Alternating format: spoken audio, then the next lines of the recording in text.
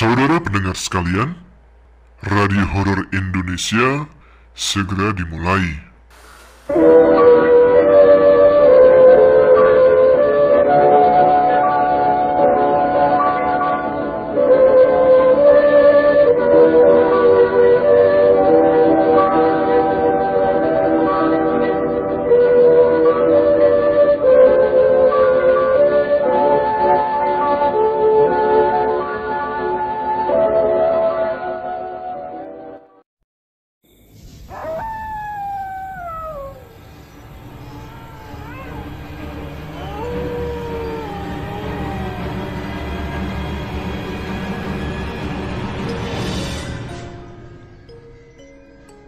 Assalamualaikum warahmatullahi wabarakatuh. Jumpa lagi dengan saya Tama, dan kali ini dalam segmen Radio Horor Indonesia. Bagaimana kabar kalian? Semoga selalu diberikan kesehatan dan juga rezeki yang cukup. Kita jumpa lagi di segmen Radio Horor Indonesia yang kembali hadir menemani malam Jumat kalian. Nah, seperti biasa, dalam segmen Radio Horor Indonesia ini saya akan membacakan beberapa cerita horor untuk teman-teman Ada Apa Gerangan. Bagi teman-teman yang ingin ikut membagikan cerita pengalaman mistisnya, bisa dikirimkan ke email kami adaapagerangan20@gmail.com atau DM kami langsung di Instagram @aagchannel. Cerita pertama untuk mengawali RHI FM malam ini, ada cerita mistis yang dialami oleh Dian, lebih tepatnya anaknya yang bernama Aya, karena diincar oleh sesosok siluman penghuni sebuah rumah kos yang mereka tempati. Seperti apa ceritanya? Teman-teman Ada Apa Gerangan, ceritanya mulai dari sini.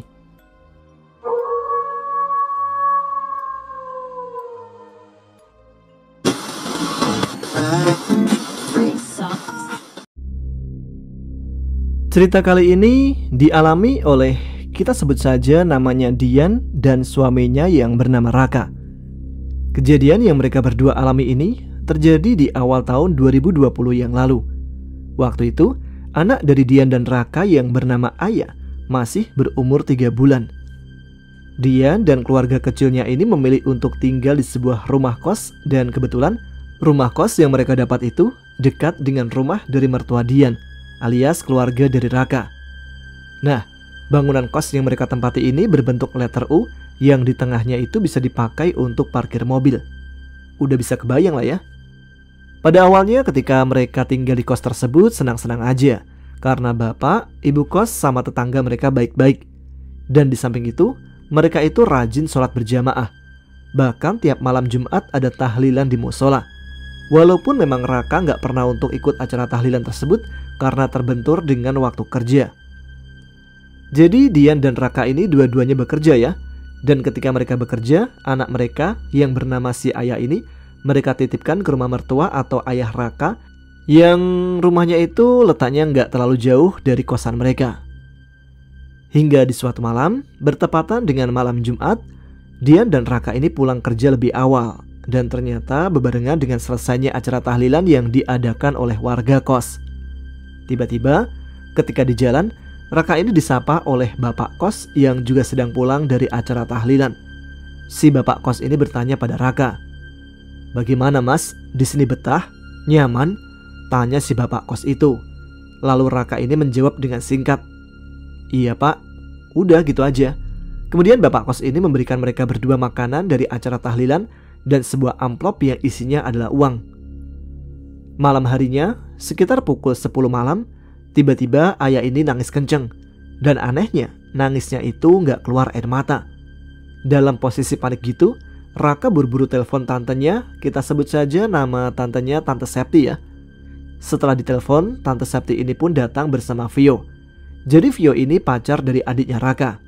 Dan kebetulan si Vio ini memang bisa lah ya melihat hal gaib. Singkat cerita, si Ayah ini langsung mereka bawa keluar kamar, dan anehnya, seketika tangis Ayah ini langsung berhenti. Kemudian Ayah ini langsung dibawa ke rumah keluarga Raka yang dekat dengan kosan. Setelah sampai di sana, si Ayah ini langsung bisa tidur dengan pulas. Besok paginya, si Vio ini ceritalah kalau ternyata yang menjadi penyebab Ayah ini menangis karena di kamar itu dia dijahilin oleh tuyul-tuyul yang kelihatannya gemas sekali sama si Ayah. Jadi katanya dicubit-cubit pipinya. Dian dan Raka yang setengahnya itu nggak percaya, coba mengajak si Ayah balik tidur di kamar kos mereka lagi. Dan bener dong, si Ayah ini nangis kejer lagi seperti malam sebelumnya. Akhirnya Dian sama Raka pun memutuskan supaya Ayah ini tidurnya di rumah keluarga Raka saja, sedangkan mereka berdua tidur di kos. Toh kosan mereka dengan rumah orang tua Raka kan deket ya, jadi masih bisa sering ditengok.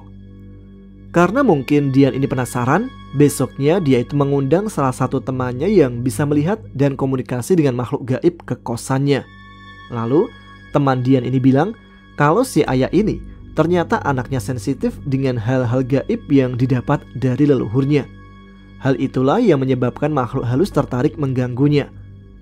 Teman Dian ini lalu menyarankan pada Dian untuk ziarah ke makam-makam leluhurnya dan menyediakan kopi serta rokok di malam-malam tertentu di kamar kosnya. Namun ternyata setelah saran dari teman Dian ini dilakukan, si Ayah ini masih saja mendapatkan gangguan ketika Dian sama Raka ini mencoba membawa Ayah kembali ke kosan mereka. Ayah masih saja menangis ketika berada di kosan. Suatu hari teman dari Raka ini main ke kosan.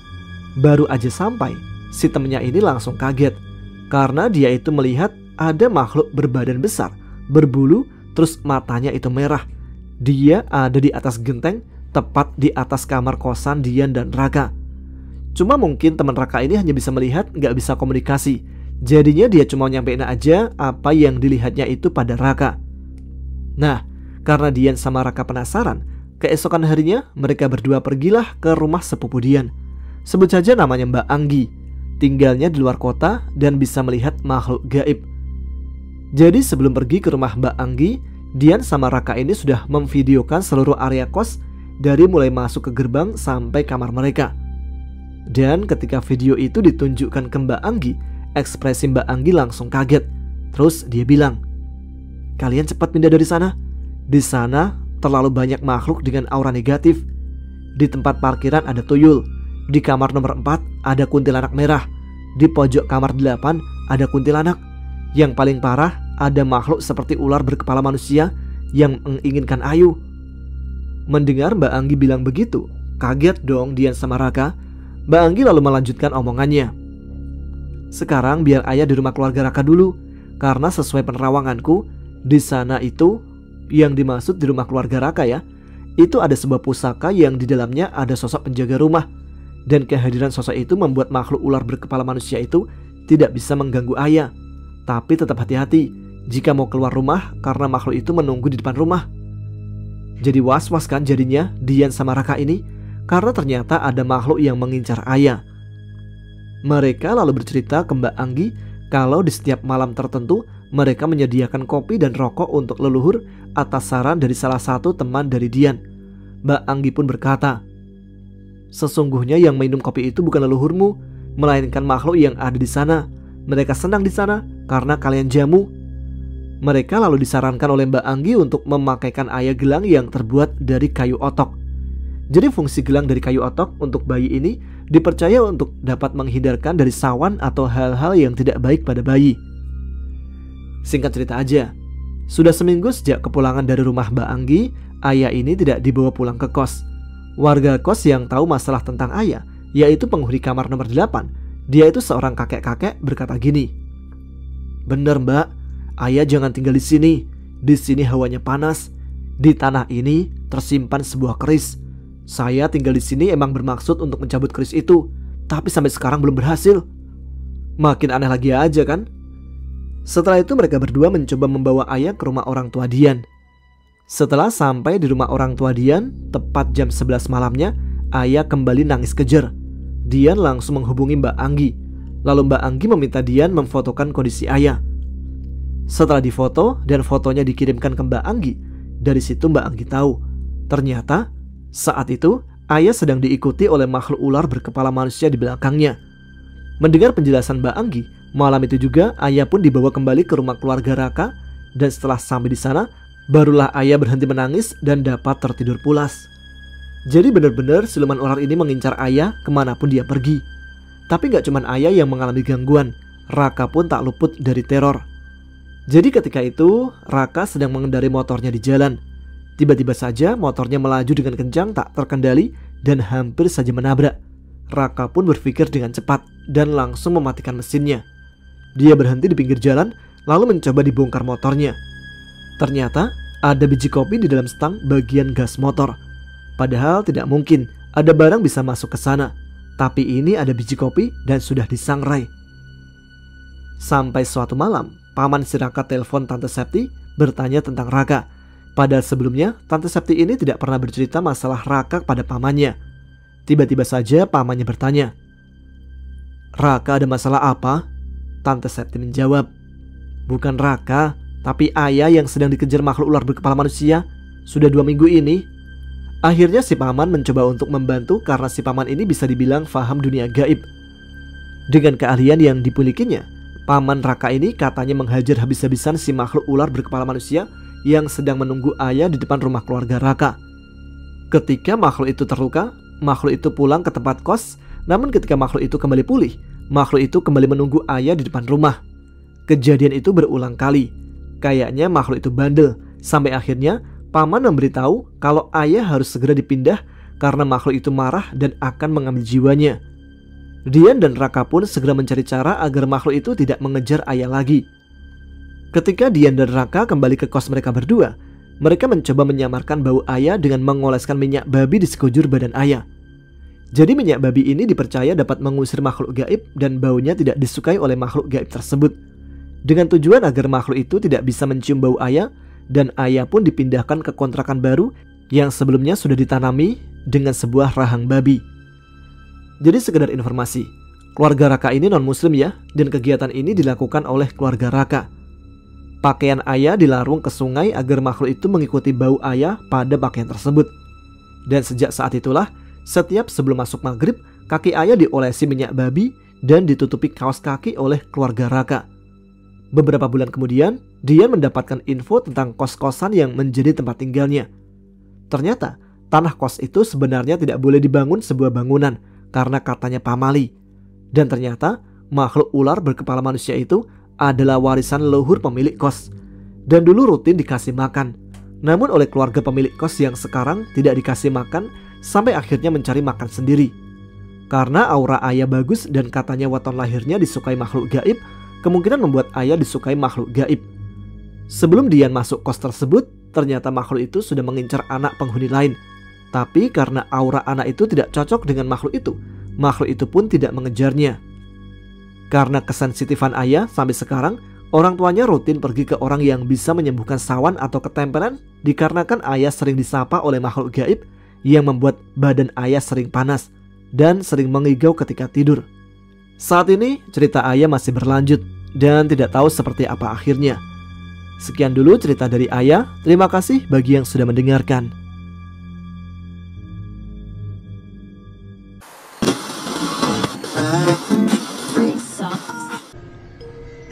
Terima kasih Mbak Dian dan keluarga.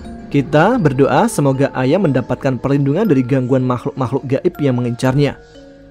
Oke, kita lanjutkan cerita yang kedua untuk malam ini. Ada cerita kiriman dari Bang Alfarizi yang tergabung dalam tim Pantau Misteri, menelusuri dan menguak misteri apa saja yang pernah terjadi di suatu tempat ataupun sebuah bangunan. Dan kali ini cerita tentang sebuah kampung mati yang ditinggalkan penduduknya karena teror dari sosok menyeramkan. Seperti apa ceritanya? Teman-teman, ada pegerangan? Ceritanya mulai dari sini.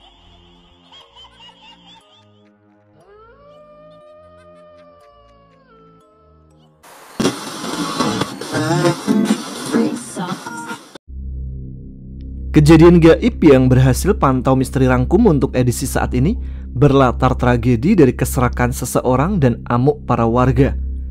Kisah ini bermula karena dinding 3 meter yang menghalangi aktivitas dan kebutuhan warga. Dindingnya didirikan pada tanah pendatang yang bernama Sugilo. Tiap kepala rumah tangga dipaksa membayar 1 juta andai menginginkan saluran air yang menembus dinding Sugilo. Pemerintah dan lembaga masyarakat tidak memberikan solusi meski pewarta telah menebar berita.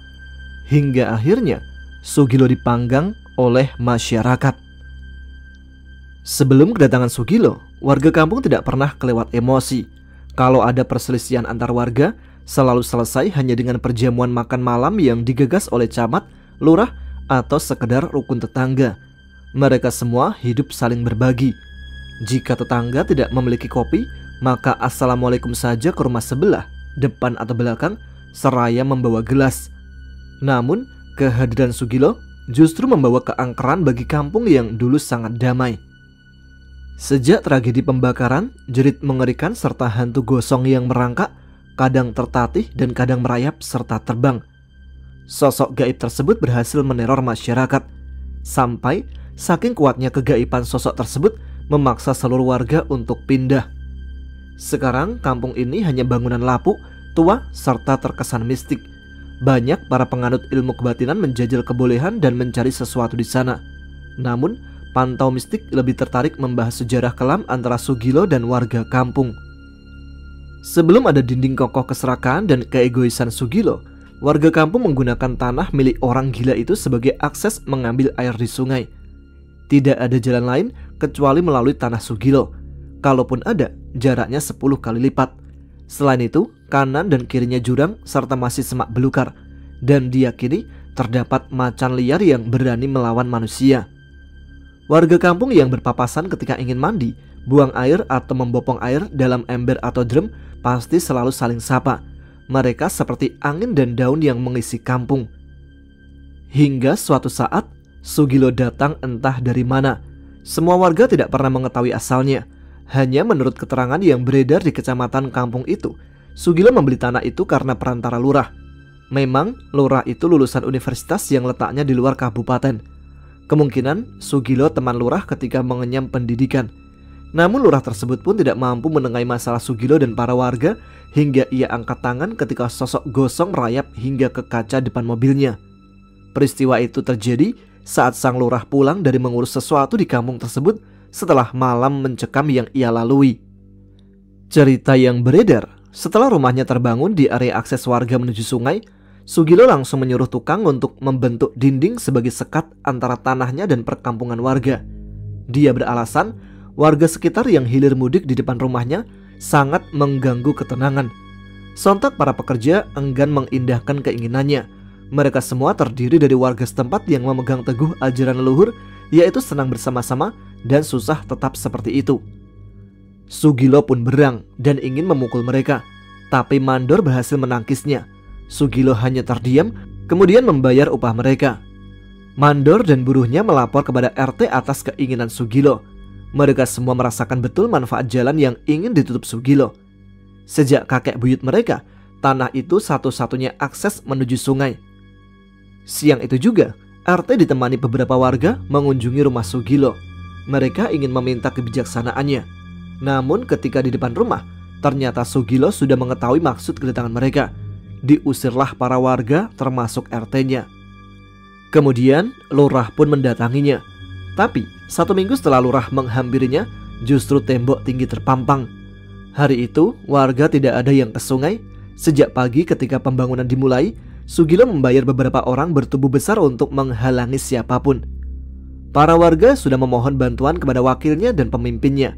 Tapi meski mereka sudah menginap 1 hari 1 malam dan tidur di atas paving block, keserakahan tetap menghalangi mereka untuk mandi, gosok gigi, hingga buang air besar. Berita yang beredar di tengah masyarakat luas pun seolah anjing yang menggonggong ketika dini hari atau koko ayam jantan di tengah kota metropolitan, sama sekali tak dianggap. Puncak kemarahan warga terjadi ketika seorang lansia terperosok ke jurang. Ia terpaksa melewati jalan yang jauhnya 10 kali lipat jika dibandingkan dengan akses dari tanah Sugilo. Kemungkinan lansia itu keliengan kala membopong ember air melalui jalan yang menanjak dan licin. Semua warga tidak lagi mengindahkan perkataan lurah, apalagi RT. Tiap kepala rumah tangga bersiap di dalam dapurnya. Mereka membuat obor dan mengasah golok.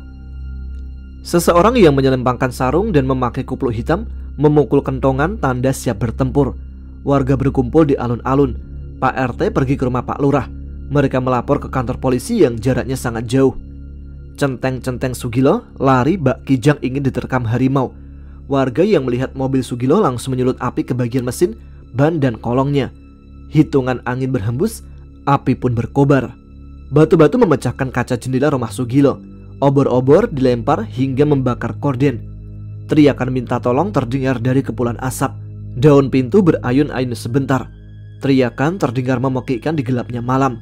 Hitungan detik, api pun membunuh Sugilo di dalam rumahnya sendiri. Pagi bernyanyi bersama daun-daun, tak peduli kengerian tragedi di sisa kemarahan panas biru dan warna mentari. Beramai-ramai, warga merobohkan dinding keserakan seraya bersorak-sorai.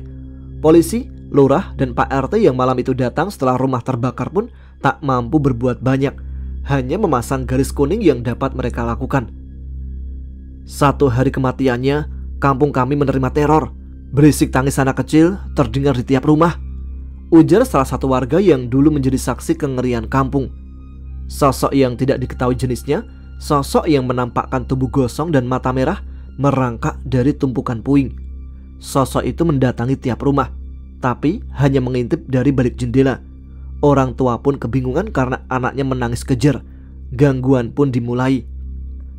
Suatu ketika, seorang bapak keluar dari rumah untuk memanggil mantri. Di tengah jalan, dia dikejutkan oleh bisikan meminta tolong. Ketika dia menengok ke kanan, dia melihat rumpun bambu yang bergerak secara tidak wajar. Tapi ketika dia ingin berlari, kakinya seperti ada yang menahan. Dia pun terjatuh menghadap langit malam yang agak terhalang rimbunnya beberapa pohon.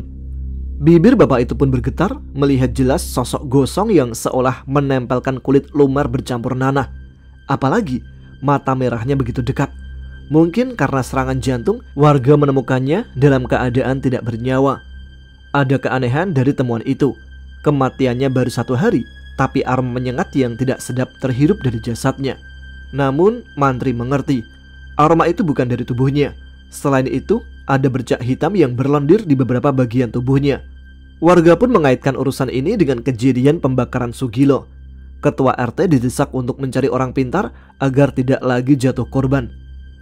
Senja yang menawan berangsur-angsur menjelma kecerahan bulan. Daun-daun hanya sesekali berayun. Ketua RT menyuruh peronda membunyikan tanda supaya warga mesti segera berkumpul.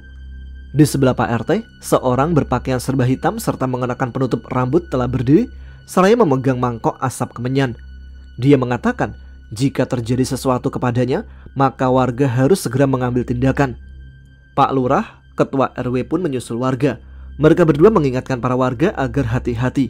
Pak Lurah mengatakan Sugilo terkenal sebagai anak dukun santet. Dia menguasai ilmu yang diwarisi almarhum kedua orang tuanya. Kemungkinan menurut Lurah, sosok yang mengusik anak-anak dan menyebabkan kematian seseorang warga ialah jin jahat peliharaan Sugilo. Wajah dukun agak menegang. Di depan puing-puing keserakahan, dia merapalkan sesuatu seraya menyembelih ayam jago hitam merah dan jenggernya dikelupas. Ia lempar ke suatu sudut. Sedangkan darah yang mengalir dari leher ayam ia tumpahkan ke puing-puing rumahnya. Angin berhembus menggerakkan kembang dan batang. Warga mundur beberapa langkah. Ketika tiba-tiba warga melihat ada sosok gosong sedang merangkak lalu kayang. Setelah itu dia merangkak lagi menuju sang dukun. Setelah beberapa meter dia melompat dan terbang. Suaranya terdengar memekikkan telinga. Dalam sekejap sosok itu mengelabui dukun dan dia menghilang bagai sembunyi di semak belukar karena dari kejauhan terlihat alang-alang dan rumpun perdu yang bergerak-gerak seperti ada yang melangkah di kedalamannya. Sang dukun mengatakan sosok itu adalah anak iblis yang sangat berbahaya. Para warga mesti meninggalkan kampung ini. Sosok itu ingin menguasai kampung karena kematian sang tuan yang senantiasa memberinya makan. Dia tidak akan melepas tanah ini sampai ada seseorang yang sanggup mengalahkannya. Jin-jin yang bersemayam di sini pun tidak sanggup mengendalikan anak iblis tersebut. Tiba-tiba suara ledakan terdengar. Para warga pun mencari-cari peristiwa nan ngeri tersebut hingga satu batang di pohon besar tumbang bagai tersambar petir. Beberapa warga lalu berlari. Lurah, ketua RT dan RW terlihat menegang. Dukun pun tak sanggup melawan iblis yang mengamuk. Darah mengucur dari mulut dukun tersebut ketika terpental dan menumbur batang besar. Seperti ada yang meninju atau menendang lambungnya. Tangannya hanya memegang perutnya. Sosok hantu kosong kayang menghampirinya. Terdengar seperti bunyi tulang orang yang meregang tubuhnya. Iblis menatap ke mata dukun hingga tubuhnya bergetar seperti mesin yang menderu kencang. Pak Lurah seketika berteriak kepada warga agar segera meninggalkan lokasi malam itu juga. Tawa sang iblis terdengar nyaring di tengah udara malam yang menggigil. Remang cahaya bulan di kembang-kembang beraksi. Ilmu sangat penting untuk menghadapi iblis. Malam itu juga, kantor kecamatan dan kelurahan menjadi pengungsian bagi para warga. Pada pagi harinya, kaum laki-laki bergotong royong membuka lahan baru demi hidup keluarga mereka. Kampung tersebut hanya menyisakan rumah yang rapuh. Ketika malam, banyak pengendara yang mendengar sorak-sorai pesta pora. Bahkan, ada beberapa orang yang mengaku pernah terjebak bersama sosok nan ngeri dalam suasana mencekam. Hingga kini, kampung tersebut dibiarkan mencekam dan tidak berpenghuni. Begitulah sejarah kelam sebuah perkampungan yang saat ini menjadi sebuah kampung setan atau kampung mati karena ditinggalkan penduduknya karena sebuah peristiwa yang mencekam di masa lalu, kematian Sugilo, sang anak iblis.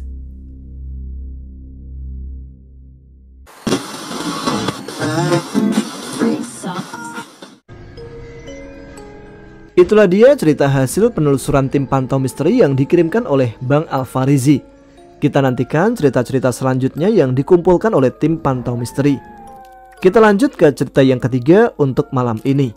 Kali ini ada cerita yang sudah lumayan lama ya, dari daerah Tapanuli, kalau nggak salah sih ya, tentang Begu Ganjang. Seperti apa ceritanya? Teman-teman ada pegerangan? Ceritanya mulai dari sini.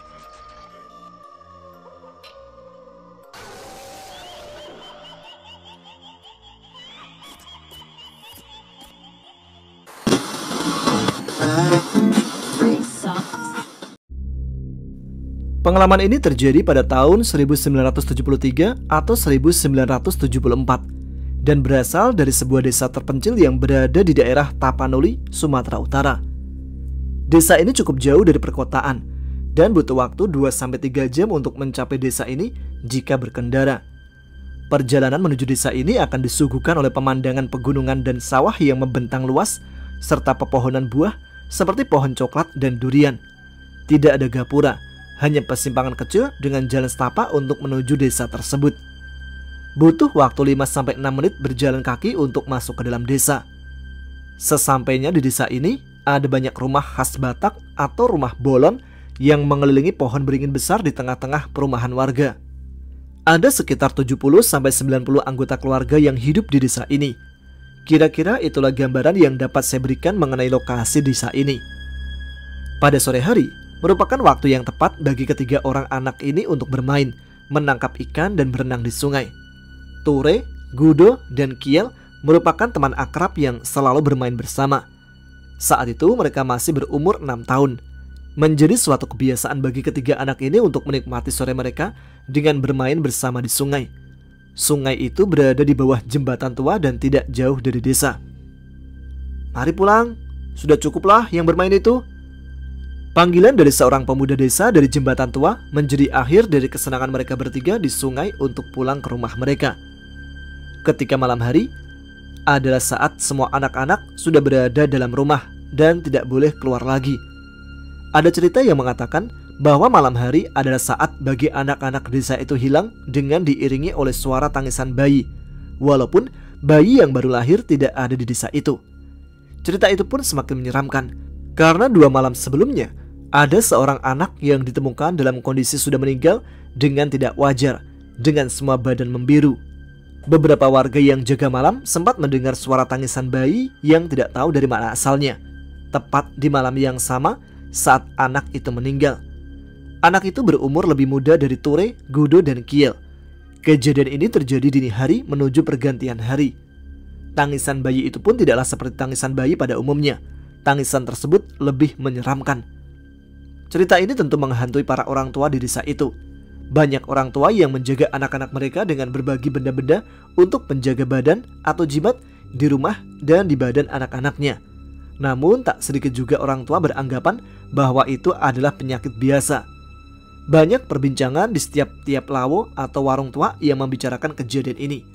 Kejadian ini sebenarnya sudah sering terjadi di desa ini. Tetapi hal ini tidaklah dianggap serius dan tidak ada yang dicurigai jika memang ada yang menggunakan ilmu hitam. Cerita warga sekitar adalah ada orang yang memelihara Begu Ganjang. Begu Ganjang adalah salah satu hantu Batak yang biasa digunakan sebagai penjaga badan atau jimat, membuat usaha maju, dan membuat kaya. Begu ganjang ini dikatakan memiliki badan yang kecil, namun hantu ini akan semakin panjang ke atas. Saat korban melihat ke atas, lehernya akan dicekik. Dulu, begu ganjang ini perannya hanya sebagai penjaga ladang agar tidak ada yang mencuri hasil panen. Sekarang, begu ganjang ini sudah menjadi peneror di masyarakat Batak. Berita tentang adanya orang yang memelihara begu ganjang menjadi perbincangan hangat di desa itu. Berita itu pun cepat tersebar pada semua orang tua, terutama kepada anak-anak di desa tersebut, termasuk kepada Ture, Gude, dan Kiel. Mereka tentu bisa menjadi korban selanjutnya. Karena kabar yang tersebar, anak-anak yang menjadi korban adalah seumuran dengan mereka, dan ada yang di bawah mereka. Sore itu di ladang coklat milik Pak Kades. "Bagaimana ini kawan-kawan?" ucap Ture sambil memakan buah coklat yang baru mereka petik. "Apa yang bagaimana? Tentang begu ganjang itunya?" balas Gudo sambil membelah buah coklat dengan memukulkan ke batu. "Kau tidak usah takut lah, masih aman-amannya kita," jawab Kiel. "Ya aman, tapi kayak mana nanti malam kalau kita jadi korban selanjutnya?" ucap Ture. "Bah, matilah," ucap Kiel dan Gudo bersamaan sambil sedikit tertawa melihat Ture sedikit kesal. Mereka kembali tertawa bersamaan sambil memakan buah coklat tadi. Mereka selalu nampak bahagia dengan hari-harinya, seperti tidak ada yang harus dikhawatirkan. Setelah selesai menghabiskan buah coklat, mereka kembali ke rumah mereka masing-masing karena hari sudah mulai gelap. Keesokan harinya, kedua orang tua Ture akan pergi ke sebuah acara dan meninggalkan Ture untuk beberapa hari. Pak Regar menjadi pararot atau babysitter yang selalu dipercayakan orang tua Ture untuk menjaganya jika mereka sedang pergi sehari atau sampai berhari-hari. Tentu Pak Regar sangat baik dengan Ture dan dianggap seperti anaknya sendiri, sehingga Ture selalu dijaga di rumah Pak Regar. Pak Regar adalah seorang duda yang sudah lama ditinggal istrinya dan tidak memiliki anak. Pak Regar termasuk orang yang cukup dipandang di desa itu. Bisa dikatakan menjadi panutan karena apa yang dikerjakannya selalu saja berhasil. Tentu dia juga adalah orang baik menurut warga pada desa itu. Hari-hari Ture pun ditemani oleh Pak Regar sampai kedua orang tua Ture pulang. Ayah Ture sangat dekat dengan Pak Regar. Sampai saat pulang tadi, ayah Ture memberikan tuak untuk diminum bersama di depan rumah. Keduanya terlihat sangat akrab. Ibu Ture juga sangat kagum dengan kedermawanan Pak Regar yang tak pernah terlihat sombong kepada orang lain. Singkat cerita, beberapa malam yang selalu diselimuti oleh teror tangisan anak bayi dan meninggalnya semua anak-anak di desa itu membuat warga sangat terpukul dan ketakutan. Beberapa warga yang masih bangun mendengar suara tangisan bayi tiap malam. Dan teman seangkatan Ture, baik itu Gudo dan Kiel, semua meninggal pada malam-malam berikutnya. Beberapa malam sebelumnya, Ibu Ture sempat bermimpi tentang Pak Regar yang mengirim ke Labang ular serangga-serangga ke rumah mereka. Namun Ibu Ture bisa mengusir binatang-binatang itu. Ada juga warga yang bermimpi dicekik oleh Pak Regar.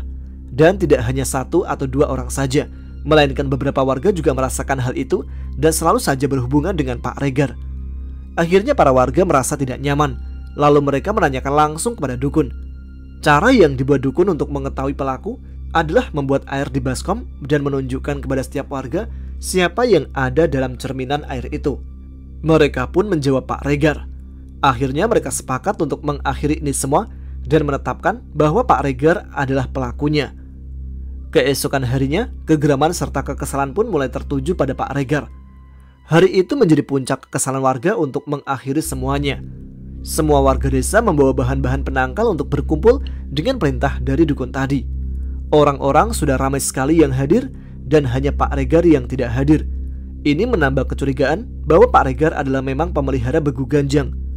Pak Regar yang mengetahui hal itu langsung datang untuk mengakuinya.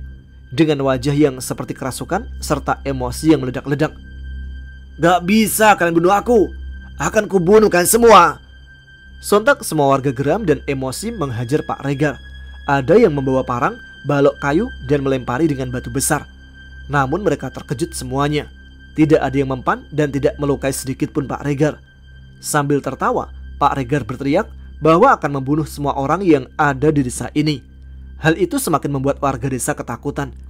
Warga menemukan cara lain dengan menggunakan beberapa penangkal yang sudah mereka persiapkan, seperti bambu kuning dan dedaunan lainnya. Namun, satu pun dari cara yang mereka lakukan tidak ada yang berhasil atau tidak mempan. Pak Kades sempat dicekik Pak Regar sehingga membuat semua orang membantu Pak Kades untuk melepaskan cekikan itu. Walaupun sangat kuat, semua warga yang menyaksikan itu panik. Tiba-tiba ayah Tule berlari ke belakang rumah mengingat bahwa ada satu hal yang belum digunakan oleh para warga. Ayah Tule mengambil daun talas, yaitu daun yang lebar dan besar. Dan saat melihat itu, Pak Regar langsung bersujud menyembah pada ayah Tule untuk menjauhkan itu darinya. Ampun Pak Ture, ucap Pak Regar sambil menangis. Bunuh dia, kata para warga di situ. Keadaan saat itu sangat ramai di desa. Bahkan beberapa orang dari perkotaan dan desa lain ikut hadir untuk menyaksikan hal tersebut. Ayah Ture langsung menyentuhkan daun itu kepada Pak Regar. Tiba-tiba Pak Regar langsung lemas, tumbang, dan akhirnya meninggal di tempat. Hal itu sontak membuat warga desa senang. Beberapa warga juga masih sempat memukuli mayatnya untuk memastikan bahwa sudah benar-benar mati. Lalu setelah itu, beberapa warga menutupi dan menggeser mayatnya ke bawah pohon beringin tua. Selanjutnya, beberapa tuah-tuah desa dan para warga masuk ke rumahnya menemukan berbagai alat-alat aneh yang digunakan untuk melakukan ritual di dalam sebuah kamar. Ture ingat bahwa kamar itu selalu terkunci ketika Ture tinggal dan menginap di rumah tersebut. Ternyata itu adalah tempat ritual Pak Regar selama ini. Tiba-tiba ada warga yang tidak sengaja menyentuh cairan aneh dan menumpahkannya mengenai kakinya di kamar itu. Kakinya langsung seperti terbakar dan membuat warga terkejut dan langsung menggotong dia untuk keluar dari rumah tersebut. Berbagai obat-obatan digunakan dan cara pengobatan tidak bisa untuk menyembuhkan kakinya hingga saat ini. Semua warga membakar semua benda-benda yang ada di kamar. Lalu setelahnya, semua warga mencoba merobohkan rumah tersebut. Ternyata rumah itu memiliki kolong di bawahnya atau ruang bawah tanah, dan masyarakat menemukan banyak sekali tengkorak manusia. Diyakini bahwa itu semua adalah hasil dari tumbal begu ganjang yang dilakukan oleh Pak Regar selama ini. Setelah rumah itu dirobohkan, puing-puingnya semua dibakar sampai habis. Tengkorak-tengkorak yang ditemukan oleh warga dikubur kembali. Banyak kabar yang mengatakan bahwa semua tengkorak itu adalah anak-anak yang diambil dari kuburan mereka, termasuk anak-anak yang tadi meninggal tiba-tiba. Ini menjadi akhir dari cerita tersebut, di mana Ture menjadi orang yang selamat ketika itu dan menjadi saksi hidup atas kejadian yang dialaminya. Saat itu ada beberapa polisi yang menyamar memakai pakaian preman, lalu mengajak beberapa warga yang ikut menghajar Pak Regar ke kantor polisi untuk melihat hasil otopsi mayat Pak Regar. Akan tetapi, itu hanya alasan para polisi untuk menangkap para warga karena berlaku hakim sendiri. Beberapa warga akhirnya dipenjara, begitu juga dengan ayah Ture. Kabar ini sempat muncul dalam koran saat itu. Desa itu menjadi salah satu bukti sejarah bahwa begu ganjang memang benar adanya. Sampai saat ini, kita masih bisa menemukan bekas dari rumah tersebut dan juga desa itu.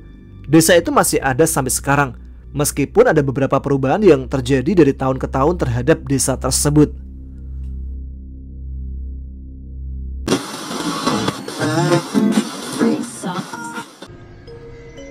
Itu dia cerita ketiga untuk malam ini tentang begu ganjang. Mungkin di sini ada yang punya cerita berkaitan dengan begu ganjang, bisa dituliskan di kolom komentar. Cerita selanjutnya ada cerita dari Mbak Siti Mariam, kesaksiannya ketika sempat hilang selama 4 hari di Gunung Rinjani. Seperti apa ceritanya? Teman-teman, ada pegerangan? Ceritanya mulai dari sini.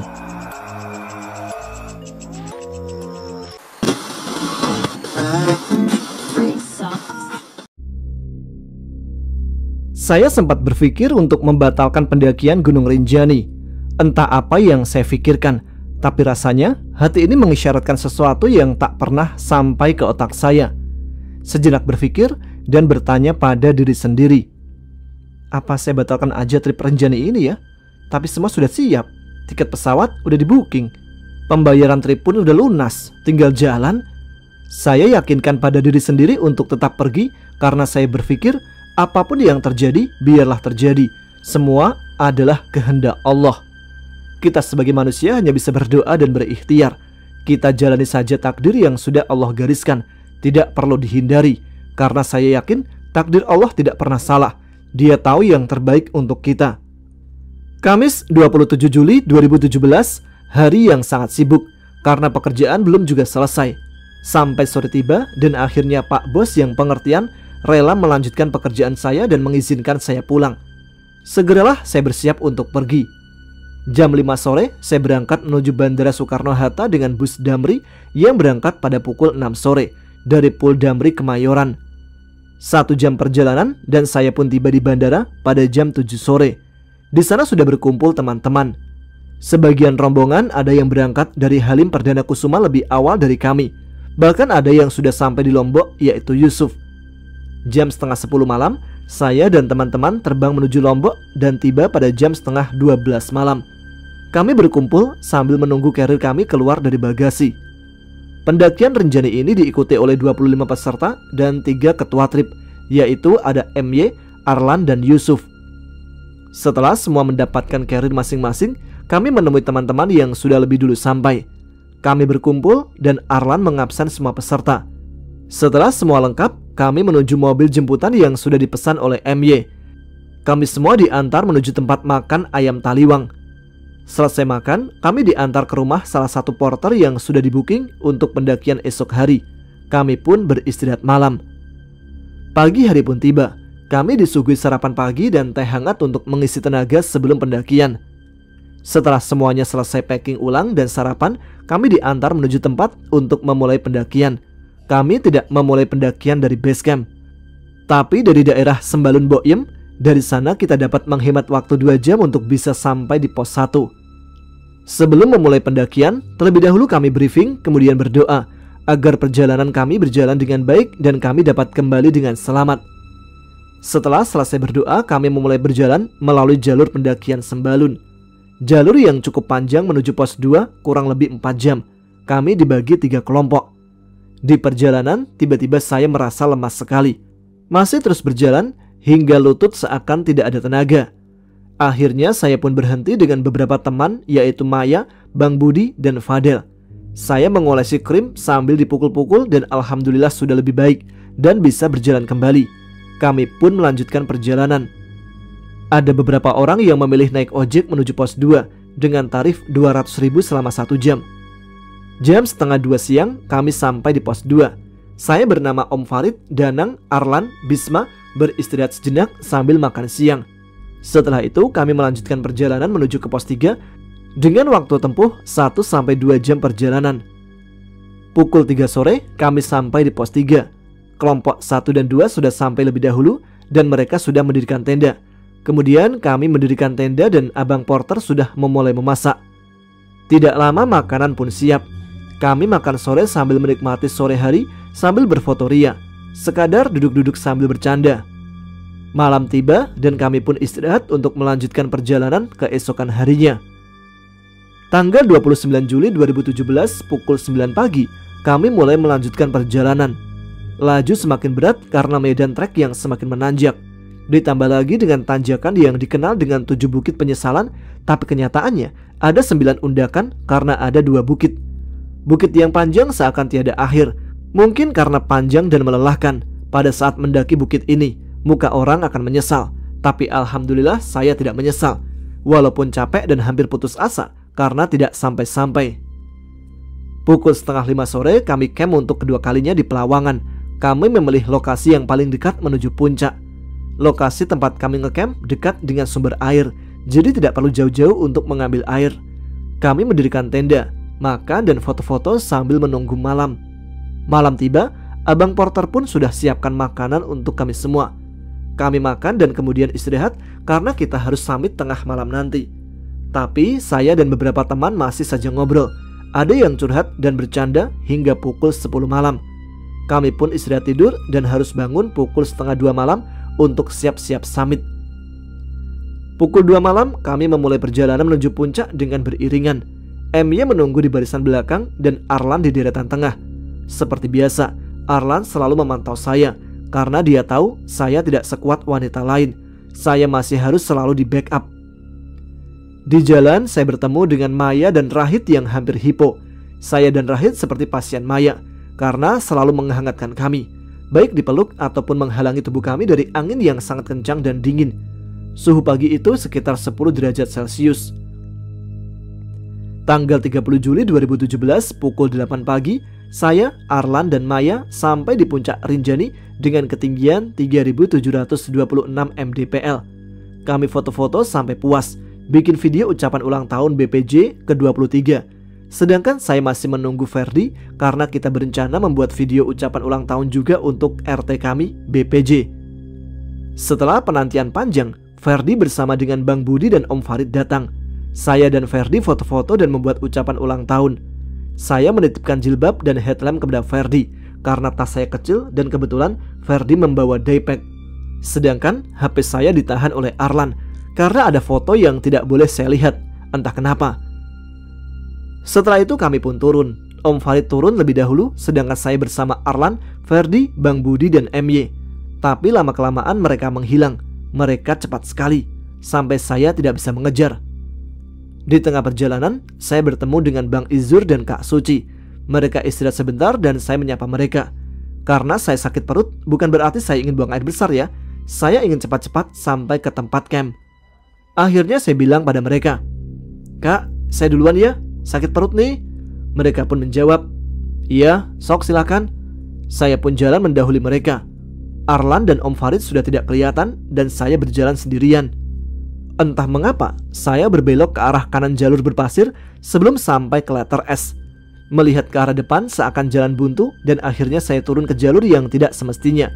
Saya sempat meletakkan trekking pole dan jongkok ketika hendak turun. Saya takut terpeleset karena melihat medan yang cukup longsor. Saya sempat bertanya-tanya dalam hati, apa iya ini jalur yang tadi pagi saya lewati? Rasanya pagi tadi tidak selongsor ini. Tapi saya tetap saja turun. Dari atas ada seorang bapak yang berteriak, "Neng, mau kemana?" Saya menoleh, tapi karena jalurnya sangat longsor dan tidak memungkinkan saya untuk naik kembali. Saya pun mencoba menjawab, "Saya mau ke sana," jawab saya sambil menunjuk ke area camp. "Tapi lewat situ," sambil menunjuk tebing yang terlihat seperti lapangan hijau yang luas. Bapak itu beberapa kali berteriak dan dia sempat duduk mencoba untuk menuruni tebing, namun tidak jadi, dan akhirnya dia kembali berdiri dan melanjutkan perjalanan. Saya terus menuruni tebing dengan pasir dan bebatuan yang sangat longsor. Beberapa kali saya terguling di atas bebatuan besar. Bersyukur saya tidak terluka. Akhirnya saya melanjutkan turun dengan harapan bisa berjalan di tempat yang datar di bawah sana untuk menuju area camp. Semakin saya turun, dataran itu semakin terlihat, tapi lama sekali tidak sampai-sampai. Hingga pada akhirnya saya sampai di ujung tebing itu yang ternyata jalurnya terputus oleh jurang yang cukup dalam. Saya sempat berpikir, apakah saya merupakan tumbal di gunung ini? Tapi saya terus berusaha berpikir positif. Saya mencoba memanjat bibir tebing untuk berpindah ke tebing sebelahnya. Namun batu dan pasir yang terlalu rapuh untuk berpegangan, saya lepas kedua sepatu agar mudah untuk memanjat bibir tebing. Saya letakkan satu sepatu lebih dahulu di bibir tebing agar dinding tebing yang rapuh tidak longsor. Tapi sayangnya sepatu itu memantul dan akhirnya terjatuh ke jurang. Jika saya tetap nekat memanjat, maka bisa jadi saya juga akan jatuh ke jurang. Kemudian saya putuskan untuk naik sedikit ke tempat dinding tebing lebih kokoh. Beruntung saya masih bisa berusaha merangkak naik walaupun sedikit. Saya taruh sepatu saya yang tinggal sebelah, kemudian saya memanjat bibir tebing untuk berpindah ke tebing sebelahnya. Dan saya pun berhasil. Saya turun menuju ujung tebing melewati semak-semak. Tapi semak-semak semakin tinggi dan jalur yang tidak jelas ujungnya. Akhirnya saya kembali naik ke tempat sebelumnya dan istirahat sambil berharap ada orang yang mencari dan bisa menemukan saya. Lama saya menunggu. Saya lalu berpikir, apakah mungkin di sini ada orang yang lewat? Tapi sampai kapan? Cukup lama saya berpikir dan akhirnya saya memutuskan untuk naik ke tebing sambil mencari-cari pijakan yang tidak longsor, sambil membawa 11 sepatu saya yang masih tersisa. Beruntung kaos kaki saya cukup tebal untuk bisa melindungi kaki saya dari bebatuan yang tajam. Saya terus naik melewati semak belukar yang semakin menyempit di badan tebing. Pepohonan rimbun, goa dan jurang memutus tebing. Saya mencoba mencari jalan sampai akhirnya saya bisa menembus semak belukar yang sangat rimbun tersebut dan mencoba terus memanjat sambil berpegangan pada batu-batuan. Medannya semakin longsor dan saya terhenti duduk berpijak pada dua pohon bunga edelweiss. Yang satu masih hidup sedangkan yang satu lagi sudah mengering. Saya taruh sepatu saya di belakang saya di atas batu yang tidak longsor. Saya ingin sholat zuhur namun ragu dengan waktunya sedangkan saya tidak punya jam. Saya mencoba terus naik tapi tetap tidak bisa karena jalurnya sangat longsor. Lalu saya berhenti dan meminta tolong. Selang beberapa lama, saya mendengar suara Arlan memanggil nama saya. Saya pun menyaut, tapi dia tidak mendengar dan terus berjalan. Dia turun ke tempat camp. Saya masih bisa melihat dia dari kejauhan. Dia terus berteriak dan mondar-mandir, saya pun masih melihatnya. Saya terus berteriak, tapi tetap saja tidak terdengar karena suara saya yang kecil ditambah angin yang cukup kencang. Hari semakin sore, saya sholat zuhur dan asar. Sampai matahari tenggelam, belum juga ada pertolongan. Saya sholat maghrib, setelah itu terus meminta tolong. Karena satu ragu dengan waktu isya, saya menunggu hingga sampai larut malam dan saya pun sholat isya. Setelah itu saya kembali berteriak meminta tolong sambil menahan angin yang sangat kencang berhembus dari kanan, kiri, dan belakang. Saya memanggil nama ibu. Dalam hati ini berkata, siapa yang bantu ibu memenuhi kebutuhan kalau saya tidak ada? Hati ini sedih, tapi air mata tidak sanggup untuk keluar.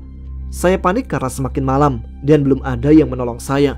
Bagaimana mungkin saya tidur tanpa tenda dan sleeping bag? Semakin panik, semakin terasa dingin, dan saya pun mencoba menenangkan diri. Beberapa kali saya berhenti berteriak karena saat melihat ada makhluk seperti manusia berbaju putih mencoba memanjat tebing tempat saya berada. Saya membaca ayat kursi serta tahlil tahmid yang saya bisa. Alhamdulillah, makhluk seperti manusia berbaju putih itu berhenti seketika. Dari atas tebing, saya melihat anak kecil yang sedang bermain dan orang-orang yang sedang beraktivitas layaknya sebuah desa. Saya berteriak lagi dan ada makhluk tinggi besar hitam dengan mata yang menyala di bawah jurang keluar dari hutan yang membuat saya terdiam. Saya berpikir teriakan saya mengganggu dia, tapi dia tidak memandang ke arah saya dan dia pergi kemudian kembali lagi. Beberapa kali dia kembali dan akhirnya saya kembali berteriak minta tolong sambil mengamati lampu-lampu senter yang berjalan. Saya tidak tahu itu cahaya lampu senter atau kunang-kunang yang berada di hutan. Tetapi setiap kali menuju pinggir hutan, cahaya-cahaya itu menghilang. Saya mencoba terus terjaga agar tidak jatuh sambil berteriak. Semakin larut malam, mata pun sudah mengantuk. Sambil menahan sakitnya punggung karena dihempas angin yang sangat kencang dari depan, belakang, samping kanan dan kiri. Mata sudah tidak tahan dan akhirnya saya tertidur sesaat. Lalu saya terbangun. Saya terkejut dan ketakutan melihat hamparan langit yang begitu luas ada di atas kepala saya terasa sangat dekat. Saya berusaha menenangkan diri cukup lama dan rasa itu hilang. Setelah itu saya lanjutkan berteriak. Saya melihat dari kejauhan ada segerombolan orang berkumpul dengan cahaya headlamp dan senternya. Saya berpikir itu orang-orang yang ingin summit. Saya terus berteriak dan tiba-tiba ada segerombolan orang berdiri di pinggir tebing tepat saya berada. Mereka seperti memakai headlamp menghadap ke arah tebing dan wajah mereka lurus memandang arah langit tanpa ada percakapan di antara mereka. Mereka seperti robot. Sesaat saya berpikir mereka adalah pengawal karena melihat cara mereka berdiri dengan tegaknya. Tapi saya tebas pemikiran itu. Saya mencoba meyakinkan diri bahwa mereka adalah orang-orang yang sekedar ingin berhenti dan menikmati langit malam itu. Saya panggil dari bawah tebing dengan sedikit berdiri dan meminta tolong sambil melambaikan trekking pole ke arah mereka. Tapi mereka sama sekali tidak mendengar. Mereka terus memandang arah langit. Entah kenapa saat itu saya bisa berdiri. Padahal sebelumnya sedikit saja kaki bergeser, saya bisa terperosok ke bawah. Saya bertanya-tanya dalam hati, kenapa cahaya headlamp mereka hanya menyinari diri mereka sendiri, sedangkan cahaya senter pendaki lain sepintas dapat terlihat. Cahaya-cahaya senter yang lewat sangat sedikit sekali, tidak sebanyak pada saat saya summit malam sebelumnya. Akhirnya mereka pun pergi dan saya pun kembali duduk seperti semula. Belakangan saya baru sadar kalau ternyata mereka yang di bawah sana yang berpakaian putih menjagaku agar tidak terjatuh ke bawah tebing. Saya berteriak lagi sampai subuh tiba. Karena melihat langit yang mulai terang, saya pun sholat subuh. Setelah sholat, saya beberapa kali tertidur sambil berpegangan dengan trekking pole. Alhamdulillah, saya aman dan tidak terjatuh. Matahari terbit, langit semakin terang. Beberapa kali saya mendengar suara laki-laki, wanita, dan anak-anak berbicara. Mereka seakan hilir mudik di jalur menuju puncak. Saya terus berteriak meminta tolong. Tapi saya lihat di jalan turun ke arah Palawangan tidak ada seorang pun yang lewat. Dari kejauhan, Emya dan Arlan sedang tidur beralaskan matras di dekat area camp Palawangan. Saya berteriak memanggil mereka, tapi mereka tetap saja tidak mendengar. Dan saya lihat seorang bapak tua seolah menutupi mereka dengan ekspresi wajah seolah meledek saya. Dari situ, saya baru sadar Ternyata saya terhalang oleh dimensi. Mereka tidak akan bisa melihat saya, sedangkan saya bisa melihat mereka. Dari kejauhan, saya melihat tenda teman-teman sudah tidak ada, hanya tersisa beberapa tenda. Saya lihat 2 orang sedang duduk dan seperti melihat ke arahku, sambil melambaikan tangan dan trekking pole berharap mereka melihat saya. Tapi rupanya mereka tidak melihat dan mendengar saya. Saya berpikir jika menunggu orang menolong saya entah sampai kapan, dan belum tentu ada yang bisa mendengar suara saya. Akhirnya saya putuskan untuk turun dan mencoba berpindah tebing. Saya menuruni tebing dengan perlahan, dengan membawa 11 sepatu untuk memudahkan saya berpindah tebing. Namun sepatu itu memantul dan masuk ke sela-sela tebing yang cukup dalam dan longsor. Saya langsung berpikir, lunas sudah sepatu saya. Mungkin ini bisa jadi penebus diri saya. Kemudian saya lemparkan trekking pole untuk memindahkanku berpindah tebing dan bersyukur tidak terjatuh seperti sepatu saya. Saya berguling beberapa kali berharap bisa sampai ke tebing yang saya tuju ke arah puncak. Tapi sayang, saya sudah terlampau lelah. Akhirnya saya putuskan untuk menuruni tebing hingga sampai ke bawah. Sampai di ujung tebing ternyata jurang dan saya kembali lagi ke atas. Dari mencoba berpindah tebing sebelahnya, saya sempat takut saat melihat dari balik rimbunan semak dan akar. Saya pikir itu seseorang yang memantau saya. Lalu saya memberanikan diri untuk melihatnya. Dan ternyata itu hanya ranting-ranting pepohonan yang menjuntai. Saya berpindah tebing lagi dan melewati padang pasir yang sangat panas beralaskan kaos kaki. Saya berharap menemukan jalur mendatar yang saya lihat dari kejauhan. Semakin ke depan, saya semakin bingung karena jalurnya seperti terputus dan terpecah menjadi 2 jalur. Saya berhenti untuk istirahat di bawah pohon besar. Saya menumpang tidur di sana. Kerongkongan rasanya terbakar. Saya kemudian makan madu sekedar membasahi tenggorokan. Setelah sudah cukup beristirahat, saya mulai berjalan kembali. Beberapa langkah, saya menemukan pohon yang cukup tinggi dan besar. Saya tergoda untuk istirahat kembali dan tidur. Setelah cukup istirahat, saya pun melanjutkan perjalanan. Saya masuk menyusuri hutan, lalu jalan terus ke bawah dengan semak-semak yang semakin tinggi. Tapi sesampainya di bawah, ternyata terputus oleh jurang. Saya naik kembali sambil melipir ke arah sebelah kanan. Saya turun lagi, tapi sama seperti sebelumnya, jalur yang terputus oleh jurang. Sambil jalan naik kembali, saya meminta maaf kepada penguasa Rinjani karena saya sudah berbuat salah dan saya memohon kepada Allah, semoga Allah mau mengirimkan seseorang yang dapat menolong saya. Kembali saya naik dengan nafas yang semakin berat dan beberapa kali saya tersungkul karena terlalu lelah. Saya melihat beberapa orang berpakaian putih-putih dengan memakai udang putih.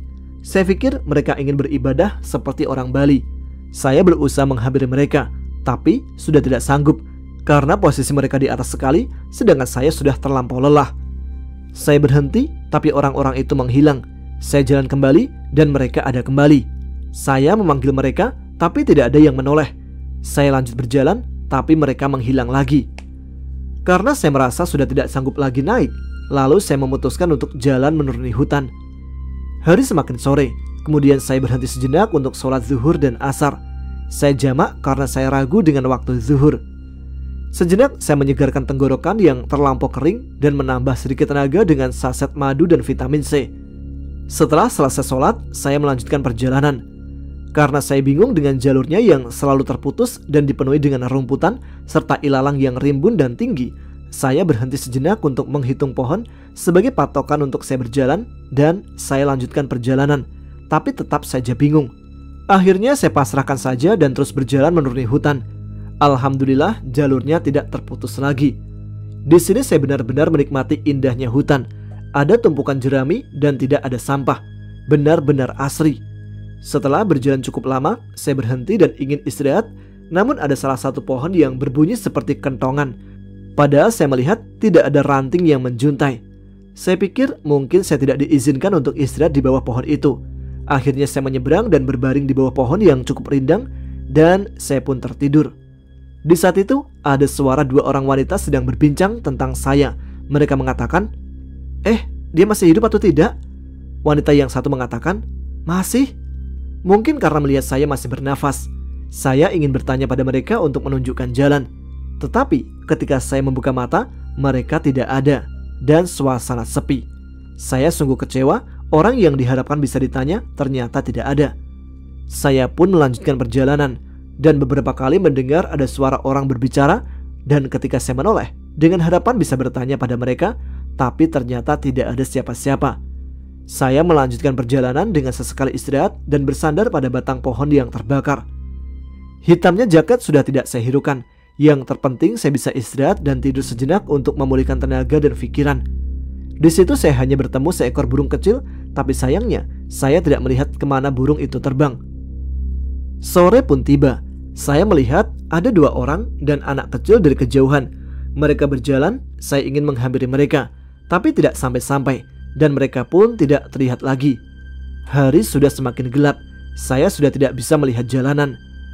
Dari kejauhan, saya melihat ada seseorang yang tinggi besar, hitam dengan jubahnya yang sangat lebar, dan ada anak kecil berada di dekat pohon. Saya mencoba menghampirinya sambil berjalan terseok-seok, tapi seolah tak sampai-sampai. Akhirnya saya putuskan beristirahat di bawah pohon dengan daun yang sangat sedikit, bahkan untuk menghalau angin pun tidak bisa. Saya duduk di akar-akaran sambil melihat ke arah depan. Di sana banyak orang yang berdiri, hilir mudik, dan juga ada pintu. Saya pikir mungkin pintu menuju desa, karena saya melihat lampu-lampu warga di malam hari. Orang-orang dan pintu itu hitam semua. Mungkin saya melihatnya di kegelapan malam dan tanpa penerangan sama sekali. Ingin sekali saya menghampiri mereka dan bertanya arah ke desa, berharap diizinkan melewati pintu itu. Lama saya berpikir dan saya urungkan niat saya. Kemudian saya pun tertidur. Tidak lama saya terbangun dan panik ketika melihat langit seperti subuh, karena saya belum sholat maghrib dan isya. Kemudian saya paksakan untuk sholat maghrib dan isya dengan rasa takut. Selesai sholat, saya tidur lagi. Agak lama saya kembali terbangun. Ternyata langit semakin gelap. Di situ saya merasa tenang. Ternyata tadi itu bukan subuh, tapi waktu masih maghrib. Kemudian saya sholat isya. Setelah sholat, saya tidur lagi dan kembali terbangun. Saya melihat di sekeliling ada banyak sekali hitam-hitam seperti kantong plastik hitam. Entah kenapa, saya berpikir itu adalah mereka yang mendiami tempat itu. Saya tersenyum dan mengucapkan terima kasih. Saya sudah diizinkan untuk tidur di situ. Saya pun melanjutkan tidur sambil menutup wajah saya untuk menghalau angin yang semakin kencang dan dingin. Gemuruh angin yang menembus pepohonan sempat membuat saya takut. Hampir setiap menit dan setiap jam saya terbangun. Tapi ketika saya melihat ke sekeliling, saya sudah tidak melihat mereka. Saya semakin yakin yang tadi saya lihat bukanlah kantong plastik. Pagi pun tiba. Langit sudah mulai terang dengan angin yang semakin kencang. Saya mencoba untuk berdiri, namun kaki saya benar-benar lemas. Ditambah dengan angin yang sangat kencang hingga sulit untuk berdiri. Saya terus berusaha melawan angin dan berusaha berdiri tegak. Jalur yang sangat kecil terkadang tertutup semak. Saya terus berjalan sambil menyibak-nyibakkan rerumputan dengan trekking pole. Saya berbelok dan saya melihat ada jalur seperti sungai tetapi kering. Saya melihat ada jalan menanjak untuk ke tebing sebelah. Namun karena saya ingin buang air kecil, saya pun turun 2 undakan agar tertutup oleh batu. Saya tengok sekeliling, saya khawatir ada yang melihat. Dan benar saja, dari bawah saya melihat seorang laki-laki melewati jalur. Kemudian dengan suara sangat pelan dan hampir habis, saya memanggilnya. Alhamdulillah dia mendengarnya. Dia memandang saya dari atas sampai ke bawah. Dia melihat saya hanya menggunakan kaos kaki tanpa sepatu. Pertanyaan pertama yang dia tanyakan adalah, "Sepatunya mana?" Saya pun menjawab, "Tidak ada, hilang." Dia bertanya lagi, "Temannya mana?" "Tidak ada. Saya tersesat, terpisah dari teman-teman saya. Saya dari hutan, tidak tahu jalan untuk kembali. Tolong bantu saya, tolong antarkan saya ke desa." Dia pun bersedia mengantarkan saya dan menyuruh saya naik. Saya pun naik dan menghampiri penggembala itu. Saya meminta air minum kepadanya. Dia pun memberikan air minum. Saya minum beberapa teguk, lalu memulai berjalan menuju tempat penggembala itu memarkirkan motornya. Selang beberapa langkah, dia melihat saya berjalan sangat lamban, karena mungkin lemas ya. Dia pun memberikan bekal nasinya kepada saya dan menyuruh saya untuk memakannya. Saya pun memakan 2 suapan karena tenggorokan saya terasa sakit, sehingga sulit untuk menelan makanan. Saya bungkus nasi tersebut dan mengajaknya berjalan kembali. Cukup jauh kami berjalan, sampailah kami di tempat motor itu diparkirkan. Kami naik motor dan pergi menuju ke desa. Di pertengahan jalan, saya melihat tempat di mana saya memulai pendakian melalui desa Sembalun. Kami berhenti dan ada salah seorang warga yang melihat saya dan dia pergi memanggil warga lainnya. Dalam sekejap, warga Sembalun berkumpul. Saya diberi minum teh manis hangat, kemudian dibawa ke dalam rumah salah satu warga di sana. Saya diberikan minum dan makan. Semua orang berkumpul, bapak-bapak petugas kepolisian setempat pun turut hadir. Ada seorang warga yang menelpon teman saya di Jakarta memberitahukan bahwa saya sudah ditemukan dan saya diberi kesempatan untuk berbicara kepadanya. Tapi saya tidak tahu siapa yang dia telepon. Setelah itu saya dipersilakan untuk membersihkan diri. Setelah selesai, saya dibawa ke puskesmas Sembalun dengan didampingi salah seorang teman yang baru datang dari Jakarta. Dia akan mendaki Rinjani, yaitu Rizky dan bapak-bapak kepolisian setempat. Di puskesmas saya diinfus agar cepat pulih. Selama diinfus, tubuh saya kejang-kejang, mungkin karena tubuh saya belum stabil ketika infus mengalir masuk. Salah seorang ibu memberi saya selimut yang lebih tebal. Bang Budi, salah seorang teman saya ketika mendaki, menghampiri saya dan menemani saya selama dirawat. MY pun datang dan duduk di samping saya tidur. Dia menangis terseduh-seduh dengan suara seperti wanita. Karena saya penasaran siapa yang menangis, saya pun menoleh. Saya langsung tersenyum sambil berkata, "Kirain anak gadis siapa yang nangis?" Lalu dia pergi entah kenapa, tidak kuat menahan tangis atau kesal mendengar kata-kata saya. Ada 2 orang yang mewawancarai saya tentang perjalanan saya selama hilang. 3 botol infus telah habis, setelah itu saya diberikan makan nasi dengan kuah sayur. Setelah beres makan, saya sholat zuhur di situ. Sudah ada Amiral dan Rangga yang datang dari Jakarta untuk membantu mencari saya. Setelah sholat, saya dan teman-teman berpamitan kepada warga untuk pergi ke kantor TNGR. Di kantor TNGR, saya diminta untuk menceritakan secara singkat perjalanan saya selama hilang sampai bertemu dengan orang yang menolong saya. Setelah itu, pihak TNGR dan MY serah terima bahwa masalah selesai. Setelah dari kantor TNGR, kami pun pulang ke rumah Pak Didi. Dia adalah orang yang kami sewa mobilnya selama di Lombok. Kami makan malam di jalan sebelum sampai di rumah Pak Didi. Setelah itu kami melanjutkan perjalanan menuju rumah Pak Didi. Sesampainya di sana, kami pun disambut oleh istrinya. Para tetangga datang ke rumah Pak Didi untuk menjenguk saya. Subhanallah, betapa care-nya mereka walaupun saya hanya pendatang yang hanya singgah beberapa hari. Perhatian mereka sungguh luar biasa. Saya seperti berada di tengah-tengah keluarga besar yang sangat menyayangi saya. Hari semakin malam, satu persatu tetangga pun pulang dan saya dipersilakan untuk tidur. Selama tidur, seringkali saya terbangun dan ketakutan. MY dan Amiral bergantian memeluk saya sambil membacakan suara tahlil dan tahmid. Saya merasa malam itu terasa mencekam. Jumat 4 Agustus 2017, pagi pun tiba. Kami sholat subuh kemudian mandi. Setelah itu kami disuruh untuk sarapan. Setelah sarapan, kami ngobrol-ngobrol di teras. MY dan Amiral menceritakan apa yang terjadi semalam ketika kami tidur. Dan istri dari Pak Didi mengatakan ada bapak tetua di situ yang bisa membantu. Dia pun memanggil bapak tetua tersebut ke rumah dan meminta tolong untuk membersihkan diri saya. Bapak tetua meminta kembang dan air untuk memandikan saya dan saya pun dimandikan dengan air kembang. Setelah itu diberikan minyak wangi pada kuku jempol tangan dan kaki saya. Pukul 9 pagi, kami pergi untuk berjalan-jalan melepas penat. Kami pergi ke desa Sade dan di sana kami bertemu dengan Bang Bedillah dan Kak Emil. Mereka mengadakan trip Lombok esok hari. Sore pun tiba, kami semua pergi ke bandara untuk kembali ke Jakarta. Sesekali saya tertidur di dalam mobil dan kejang lalu terbangun. Amiral pun melihat saya dengan heran. Dia takut sesuatu terjadi pada saya. Sesampainya di bandara Lombok, kami berpisah dengan Kak Emil dan Bang Bedillah. Saya bertemu seorang ibu yang mengenali saya dan kami saling tegur sapa. Singkat cerita, pada pukul 11:30 malam kami tiba di Bandara Soekarno-Hatta.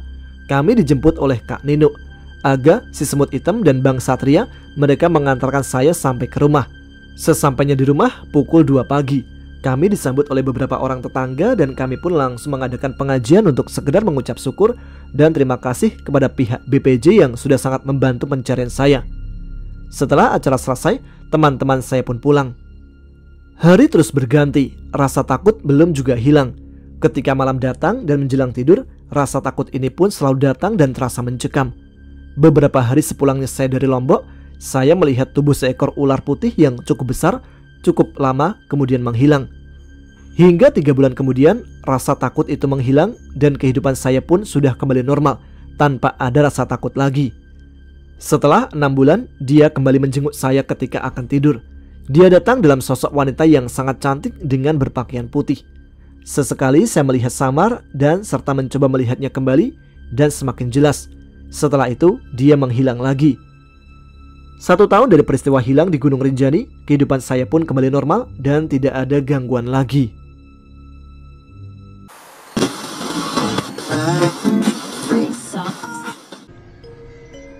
Demikian cerita pendakian dari Mbak Siti Mariam dan merupakan cerita terakhir untuk malam ini.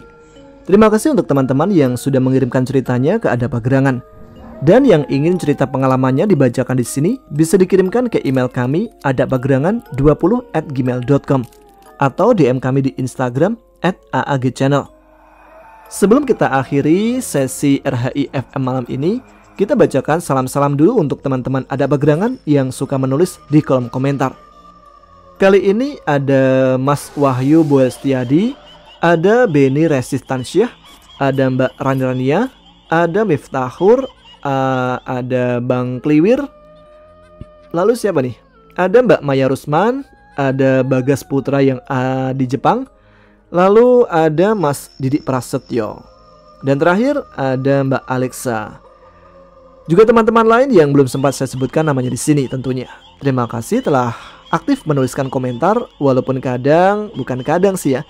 Memang akhir-akhir ini belum bisa membalas satu persatu komentar dari kalian. Baiklah, sekian Radio Horor Indonesia kali ini. Kita jumpa lagi di RHI FM malam Jumat selanjutnya. Terima kasih untuk teman-teman yang telah menyimak. Oh iya, ada cerita tambahan setelah ini ya ternyata. Jangan ganti channel dulu ya. Saya Tama pamit, jangan lupa subscribe, tuliskan komen, tunjukkan eksistensi kalian. Selamat malam, selamat beristirahat. Wassalamualaikum warahmatullahi wabarakatuh.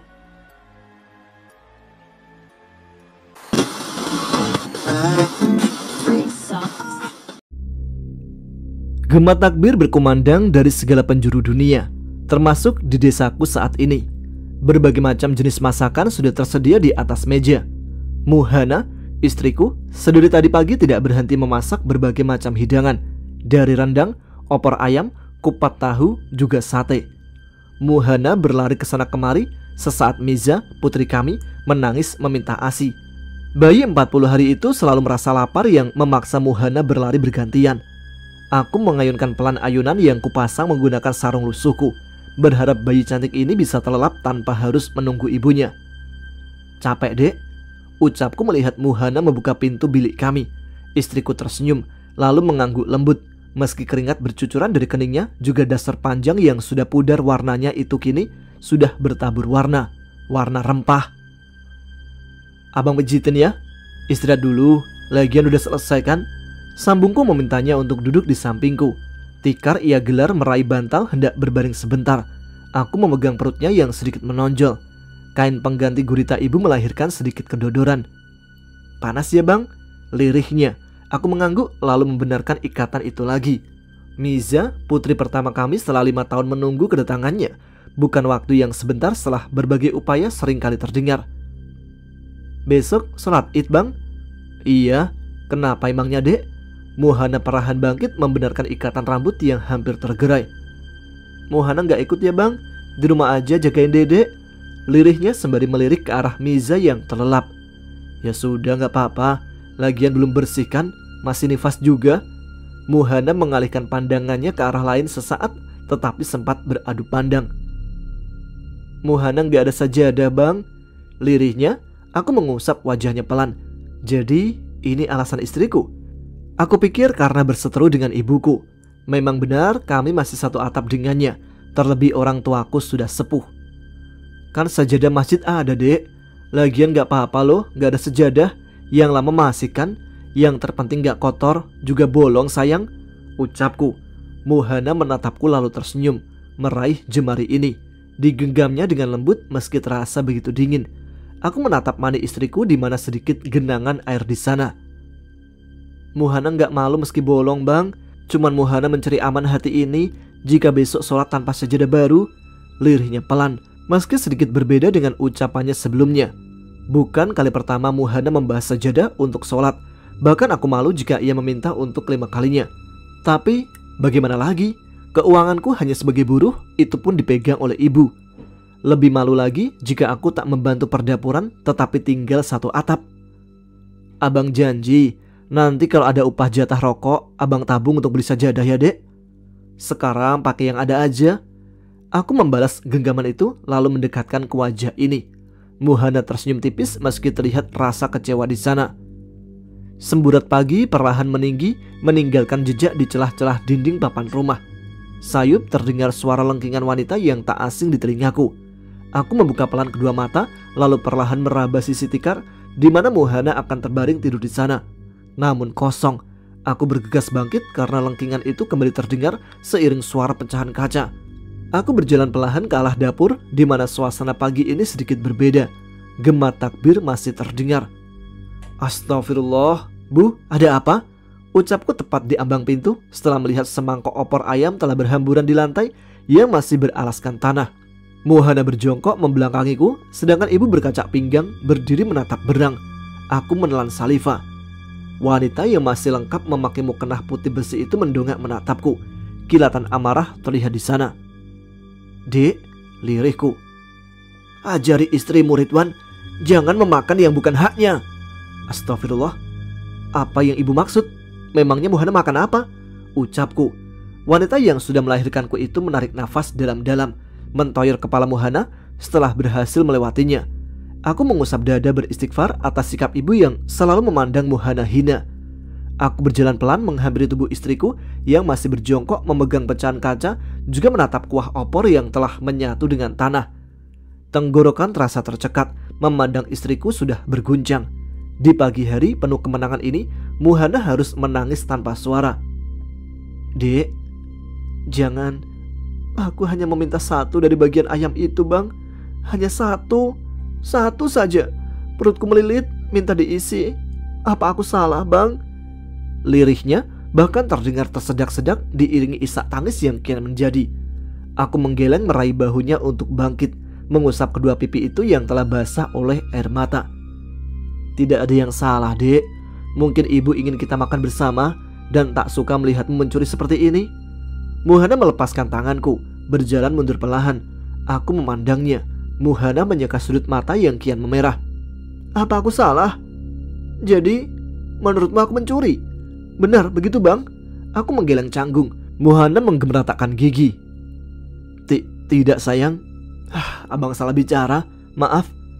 Abang tahu, aku belum menyentuh apapun dari kemarin. Bahkan aku tak sempat minum agar semua hidangan tersedia. Abang tahu, aku kesakitan karena perutku kosong karena lapar. Apa abang tahu, aku wanita yang menyusui bayi? Apa abang tahu? Muhana menekan kalimatnya meski nafas terengah-engah. Aku ini istrimu, Bang, bukan babu ibumu. Apa abang mau membela aku saat ibumu zolim? Apa abang bisa membedakan yang mana yang benar atau salah? Lirihnya terduduk.